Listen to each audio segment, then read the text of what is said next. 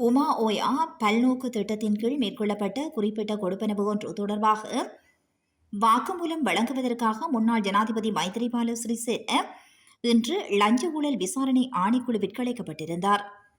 காலை 9:30 மணியளவில் ஆணைக்குழுவிற்கு வருகை தந்த அவர் சுமார் 3 மணித்தியாலங்கள் வாக்குமூலம் வழங்கிய பின்னர் பிற்பகல் 12:30 மணியளவில் அங்கிருந்து வெளியேறினார்.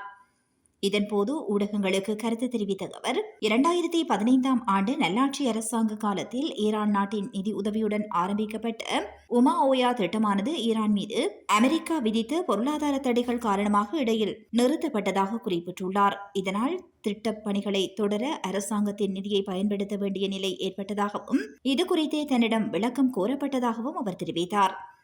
தொடர்ந்து அரசியலில் தனது நிலைப்பாடு குறித்து பேசிய அவர் தான் தற்போது தீவிர அரசியலில் ஈடுபடவில்லை என்றும் யுத்தம் போன்றதொரு சூழல் நிலவும் இத்தருணத்தில் மே தினத்தை கொண்டாட முடியுமா என்றும் கேள்வி எழுப்பியுள்ளார்.